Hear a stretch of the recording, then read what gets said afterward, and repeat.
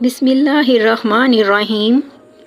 جب انسان نے پہل اس زمین پر قدم رکھا تو اللہ نے انسان کو دنیا میں بھیجنے سے پہلے انسان کے اندر زندہ رہنے کے لیے تمام سامان پیدا فرمایا: ہوا، پانی، آگ اور مٹی۔ یہ انسان کی بنیادی ضرورت تھی۔ اس کے بغیر تو انسان زندہ ہی نہیں رہ سکتا۔ انسان کے جسم میں قوت پیدا کرنے کے لیے کھانا بھی ضروری تھا۔ اس کے لیے اللہ نے پھل، پھول، میوے، پودے، ہرے بھرے درخت پیدا کیے۔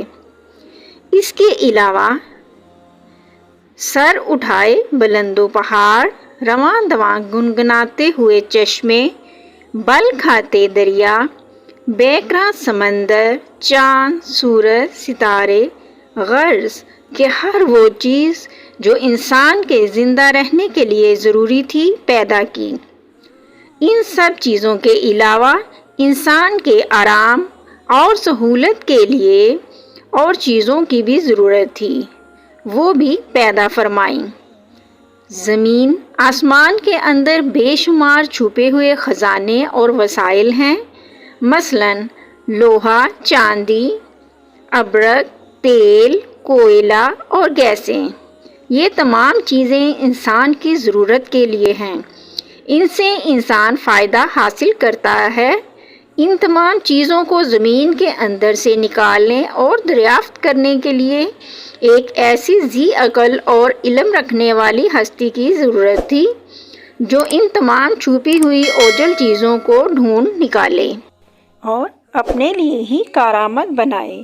یہی ہستی ہے جسے انسان کہا جاتا ہے۔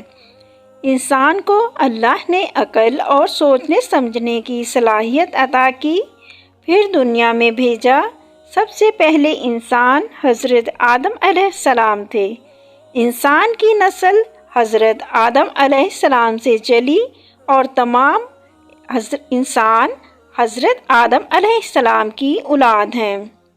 اللہ تعالیٰ نے حضرت آدم علیہ السلام کو پیدا کرنے کے لیے ارادہ ظاہر کیا اور فرشتوں سے کہا، میں زمین پر اپنا خلیفہ بنانے والا ہوں۔ اس پر فرشتوں نے اعتراض کیا اور کہا کہ کیا آپ زمین پر انسان کو پیدا کرنے والے ہیں؟ انسان تو زمین پر فساد برپا کرے گا اور خون بہائے گا۔ ہم تو تیری پاکی بیان کرتے ہیں اور تیرا شکر بجا لاتے ہیں، کیا ہم عبادت کے لیے کافی نہیں؟ اللہ نے فرمایا، جو میں جانتا ہوں وہ تم نہیں جانتے۔ پھر اللہ نے خود اپنے ہاتھوں سے حضرت آدم علیہ السلام کا پتلا بنایا، پھر اسے سنوارا اور اسے مناسب شکل دی۔ اس کے جسم کا ہر حصہ خوبصورتی کے ساتھ بنایا۔ پھر اس مٹی کے پتلے میں اللہ نے اپنی روح پھونکی۔ پھر اللہ نے فرشتوں سے پوچھا کہ چیزوں کے نام بتاؤ اگر تم سچے ہو۔ فرشتوں نے جواب دیا، ہم نہیں جانتے، سب سے زیادہ تو آپ جاننے والے ہیں، ہم کو تو بس اتنا ہی علم ہے جو آپ نے ہم کو سکھایا ہے، آپ بڑے علم اور برکت والے ہیں۔ اللہ نے آدم سے کہا، اے آدم، ان فرشتوں کو ان چیزوں کے نام بتاؤ۔ اللہ نے آدم کو تمام چیزوں کے نام بتا دیے تو آدم کے علم میں تمام باتیں آ گئیں۔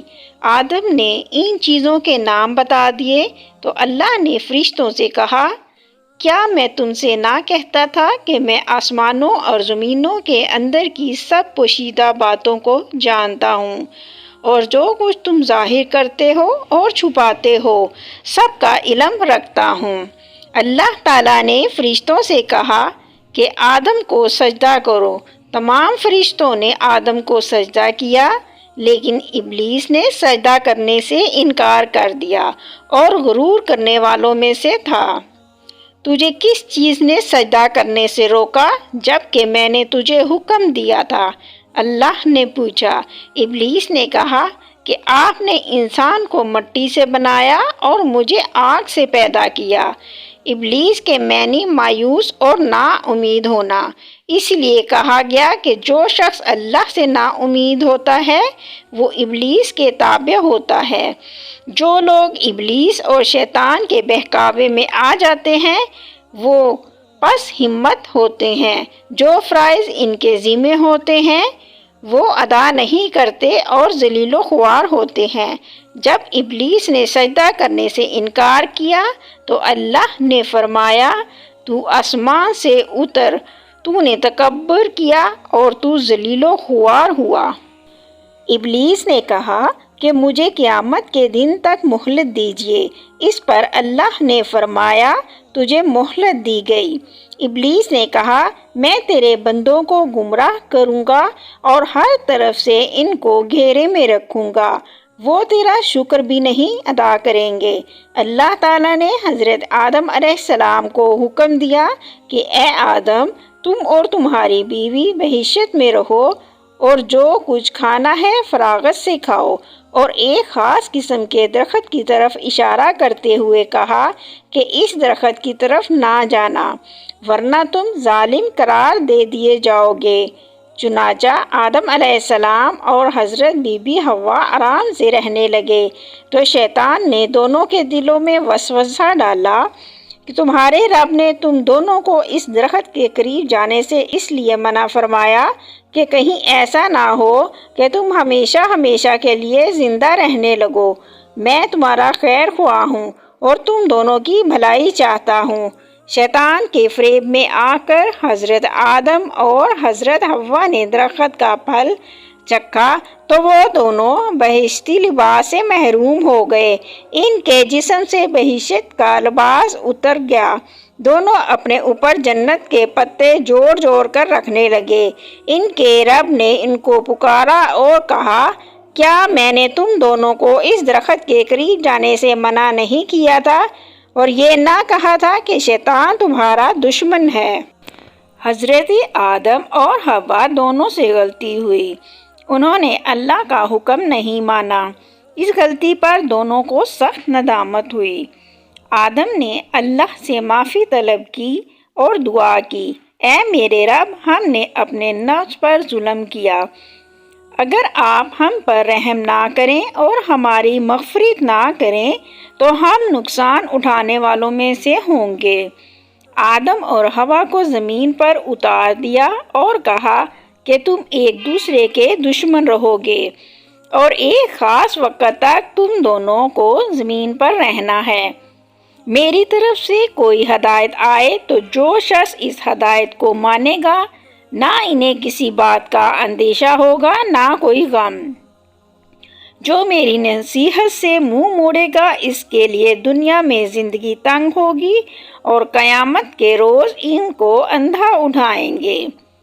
جب حضرت آدم علیہ السلام آسمان سے اتر کر زمین پر آئے تو وہ فرشتوں کو پاکیزہ باتیں سننے سے محروم ہو گئے، اس لیے دل اداس رہنے لگا۔ آپ نے اللہ سے دعا کی اور عرض کیا کہ میں تو فرشتوں کی صحبت سے محروم ہو گیا ہوں۔ اس پر اللہ نے فرمایا آپ مکہ معظمہ جائیں، وہاں میرا گھر تعمیر کریں، اس کا طواف کریں اور نماز پڑھیں۔ چنانچہ آپ علیہ السلام جبرائیل امین کے ساتھ مکہ معظمہ گئے، وہاں کعبہ کی بنیاد رکھی، نماز پڑھی اور طواف کیا۔ حضرت آدم علیہ السلام کے واقعے سے ہمیں سبق ملتا ہے کہ جس کام کو اللہ نے کرنے سے منع فرمایا ہے وہ نہ کریں، جو کام کرنے کا حکم دیا ہے وہی کریں، یہی عبادت ہے، عبادت نیکی ہے، نیکی عبادت ہے۔ اس کے ساتھ ہی ہم اپنی ویڈیو کا اختتام کرتے ہیں۔ آپ سے گزارش ہے کہ اگر آپ میرے چینل پر نئے ہیں تو میرے چینل کو سبسکرائب کر لیں، ساتھ لگے بیل آئیکن کے بٹن کو بھی پریس کر لیں تاکہ میری آنے والی مزید ویڈیو آپ تک پہنچ سکیں۔ ملتے ہیں پھر نیکسٹ ویڈیو میں، تب تک کے لیے اللہ حافظ۔